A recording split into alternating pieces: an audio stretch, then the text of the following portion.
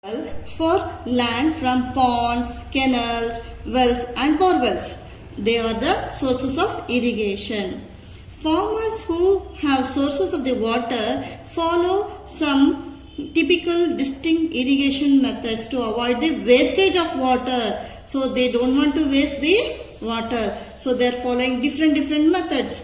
One is drip irrigation and next is spray or sprinklers irrigation.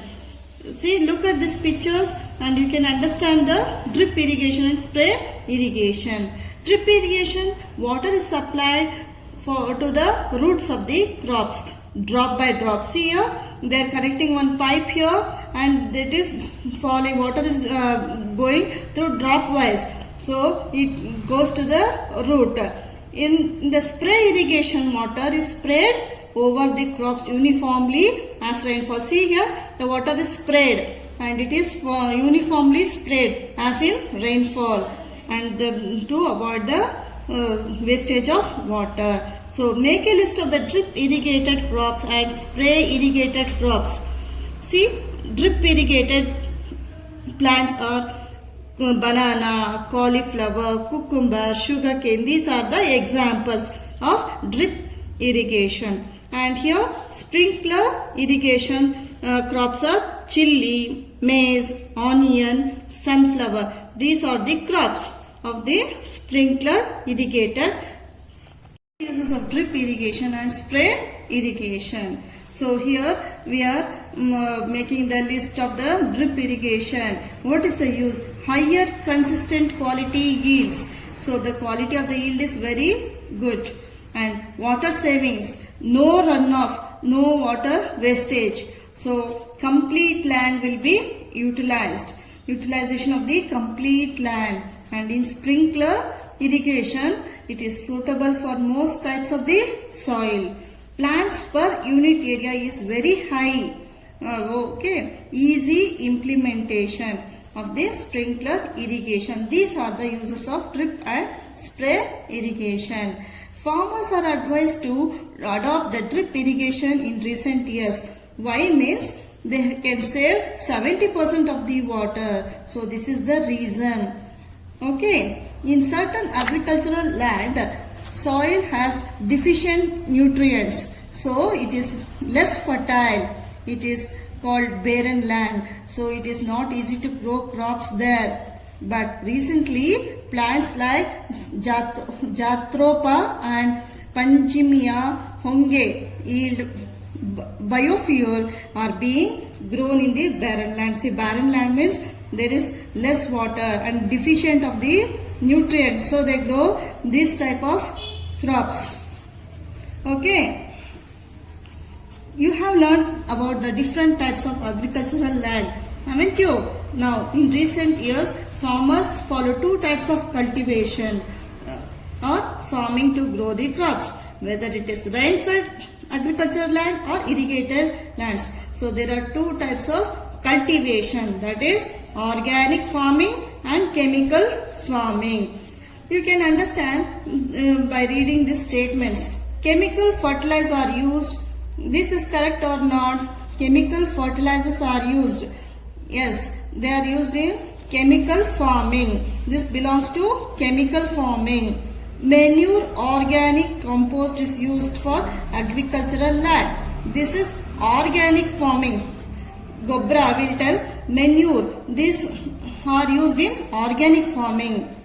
Vermi compost is used to increase the fertility of the soil. This is also organic. And pesticides are used to grow crops. This is chemical farming here because pesticides are having chemicals. So this belongs to chemical farming. Green leaves or dry leaves are used in this method of cultivation. This is organic farming. Okay, and this you can write like this. Chemical farming, chemical fertilizers and pesticides are used to grow the crops.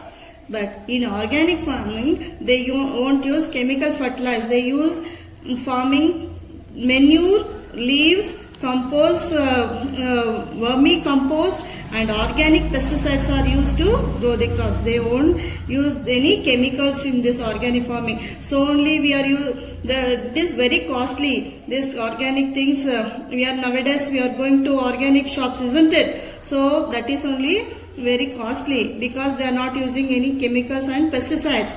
So organic farming is better than chemical farming. How? Because it is more economical. It is farmers get more money by selling this organic, and soil fertility is sustained, and the soil won't get unfertile. It will be fertile only. In the agriculture, many methods are being followed to grow the crops. Example, some of the methods of cultivation are given here. Intensive farming. Intensive farming means what? They are growing 2 or 3 crops on the same land in a year. In the same year, they are growing 2 to 3 crops. Example, jowar, paddy, ragi, sunflower, cotton, horse gram, Bengal gram, red gram. All these crops they are grown 2 to 3 crops on the same land in the same year. Okay. And in mixed farming, what happens? In addition to the cultivation of the crops, they rear cattle. Poultry farming is there. Sericulture they are doing, and apiculture also they are doing. So it is called as mixed farming. In intensive farming, only growing crops, but here all the other works they are including in mixed farming. Many agricultural activities and secondary occupation are practiced in the mixed farming with the help of so what you are doing here, fishing, gobar gas plants, all these are secondary occupation other than growing the crops. Wool production, dairy farming, all these are secondary occupations other than growing the crops. Farmers will do all this work. Third type of farming is plantation farming. In plantation farming, fruits, vegetables, coffee, tea and flowers are grown instead of food crops on the agricultural land. So now we are making the list of the vegetables and flowers grown in the plantation farming. Example is sunflower, cocoa, sugarcane, marigold. All these are the examples of the plantation farming. Thus the farmers adopt different agricultural methods and earn their income. So they can practice intensive farming, mixed farming, plantation farming. But what is the main thing last is they earn income from growing all the crops. Observe the pictures given below. Write the corresponding agricultural methods given in the space. You can see these figures given this side, and you can match the agricultural methods what they are doing. See here, this is a cattle, so this is called mixed farming. This is called cattle rearing, and here this is plantation farming, intensive farming. This also plantation farming, only plants like banana and all it's grown. This is plantation farming. Here this is also plantation farming. Here flowers are grown. This is also plantation farming. See, by growing all the crops and selling, but one more main thing the farmers do is storing and preserving the grains after the harvest of the crops. It is also very important step. Observe the pictures here. You can see some of the methods of storing and preservation of the grains have been shown here. In the first two pictures, what will happen? They can use, you can see the storage system in olden days. People dug small pit and they store inside that one. And here this is the bamboo granary, and these are the traditional methods of storing the grains. And now modern grains, how they are stored, the modern grains products are grown in the large scale granaries, godowns that will be stored, and it will be constructed to preserve the food grains products.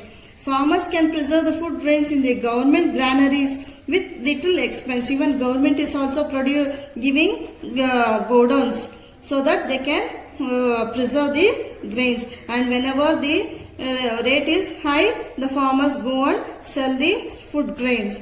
Preserving grains is essential. Why? Why we have to preserve the grains? How is it useful for both the farmers and buyers? You can understand this one. Why they are storing this food grains? Farmers can sell when the price is high. They get more money when they sell when the price is high. And buyers have year-long supply of the food grains. If you send all the food grains, whatever they are grown, then after half year there won't be supply of the grains. So we get year-long supply of the food grains. Agriculture and farmers are of two wheels of the cart. Agriculture and farmers, they are the two wheels like of the cart. If agriculture is the main occupation of our country, see, most of the people, they depend upon the agriculture. People who lead the following the profession of the agriculture are the real food providers. They are called annadatas. They are called as annadatas because they provide food to everybody. If the cultivator harvests, the whole world rejoices. If the cultivator fails to harvest, the whole world sobs. So this is the saying. See, when the cultivator enjoys means he get harvest means he get the yield means the whole world will enjoy. And when the cultivator fails means everybody will be in difficult condition and the price also will go high. These are the lines highlights the importance of the farmers. This shows that the importance of the farmers. Let us salute to the farmers, the food providers. Thank you.